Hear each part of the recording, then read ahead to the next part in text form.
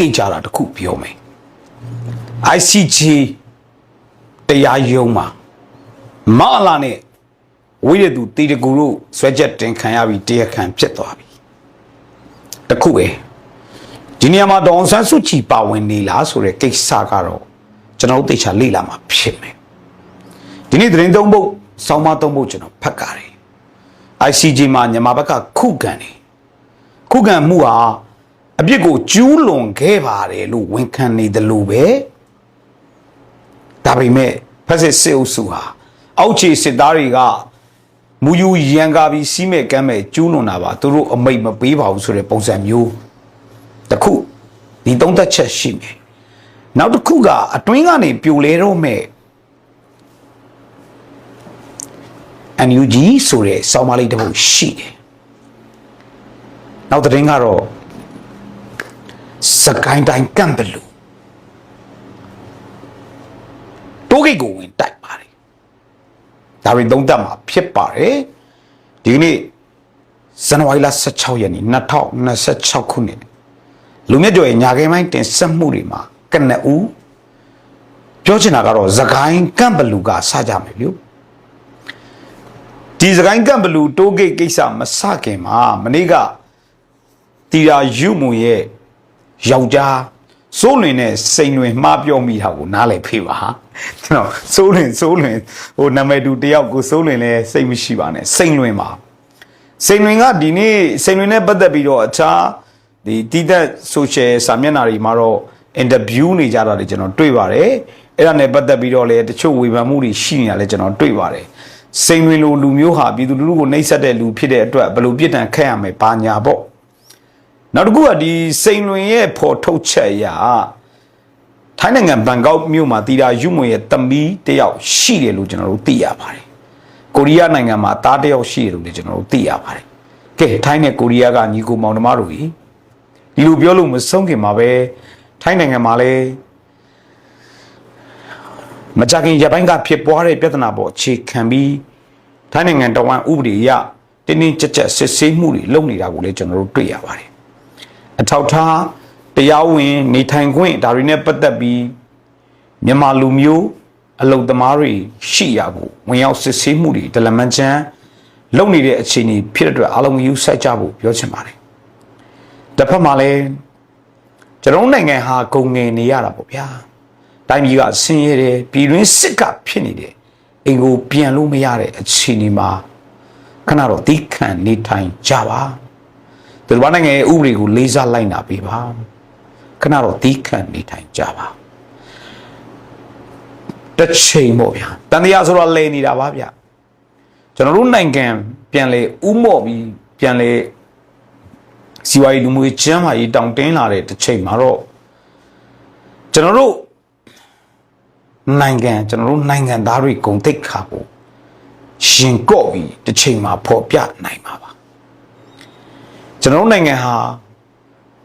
ဒုက္ခမရောက်တဲ့ပဲရောက်နေတယ်မစင်းရဲတဲ့ပဲစင်းရဲနေတယ်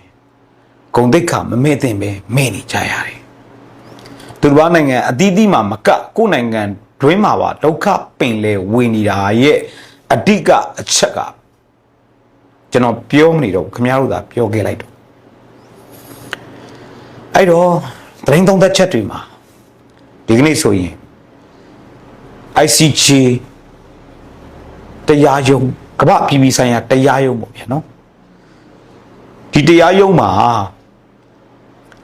လူမျိုးတုံးတပ်ဖြတ်မှုနဲ့လူသားမျိုးနွယ်အပေါ်မှာကျူးလွန်တဲ့ရာဇဝတ်မှုတွေကိုဂမ်ဘီယာနိုင်ငံကတရားစွဲဆိုပြီးတော့တင်သွင်းတဲ့အမှုမှာ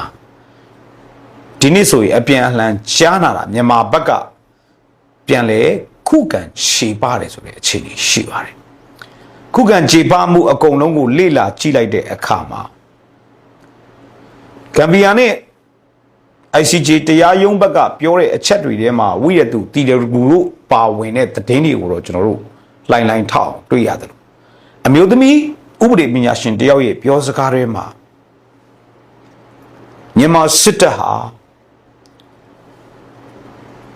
မရင်းရှင်းတာကျူးလွန်ခဲ့ရင်လေအကြမ်းဖက်မှုတိုက်ဖြတ်ရေး ကျွာလုံးကျုပ်မီးရှို့ရင်လည်းအကြမ်းဖက်မှုတိုက်ဖြတ်ရေး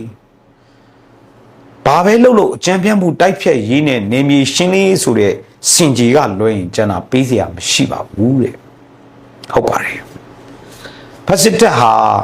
မြန်မာပြည်သူလူထုကိုရောအခြားဘာသာအခြားလူမျိုးတွေအပေါ်မှာရက်ဆက်ကြမ်းကြုတ်မှုတွေကိုယူလောက်ကင်ဆောင်ရွက်ပြီးတိုင်းအကြမ်းဖက်မှုတိုက်ဖြတ်ရေးတို့နေမြေရှင်းလင်းရေးတို့ရဲ့ခေါင်းစဉ်အောက်မှာခိုးလုံလေးရှိပါတယ်ဒီနေ့တော့ကမ္ဘာတရားရုံးကြီးကပွင့်ပွင့်လင်းလင်းကဘာကိုချပြလိုက်ပါပြီအမှန်တကယ်ဆိုရင်မင်းအောင်လှိုင်ဂျပန်စစ်အုပ်စုဗိုလ်ချုပ်တစုကရှက်တက်ရင်လဲပါတည်လို့ရတဲ့သတင်းထုတ်ပြန်မှုတွေဖြစ်ပါတယ်အရှက်ကလည်းမရှိတိတ်ခါကလည်းမရှိယောက်ျားတွေဖြစ်ပြီးတနက်ခိုင်ထားတဲ့စစ်တပ်လုံနေပြီးတော့ကြောက်တာကလည်းနှစ်ယောက်မရှိဘာကြောင့်ကြောက်လဲဆိုတော့စစ်ရှုံးမှာကိုအရန်ကြောက်နေတာဖြစ်ပါတယ်စစ်ရှုံးမှာကြောက်လွန်းလို့ဒီကာလမှာမလုတ်တဲ့မလုတ်ရတဲ့အလုပ်တွေအကုန်လုပ်ပြီးမာလာအကြမ်းဖက်ဖက်စစ်အုပ်စုဟာတိုင်းပြည်နဲ့လူလူအပေါ်မှာရက်ဆက်ရုံမာနေတာဖြစ်ပါတယ်ကမ္ဘာမှာဘယ်နိုင်ငံကစစ်တပ်ကမှအကြမ်းဖက်မင်းအောင်လှိုင်ဖက်စစ်တပ်လောက်ရက်ဆက်ရုံမာမှုမကျူးလွန်ဘူးလို့ကျွန်တော်အသက်နဲ့လဲပြီးအာမခံပြောရပါတယ်ရက်ဆက်မှုရုံမာမှုအပေါင်းတရဖူစောင်းနေတဲ့အကြမ်းဖက်စစ်တပ်ဟာဒီကနေ့ကမ္ဘာခုံရုံးထက်မှာကြာဆုံးသွားပါပြီ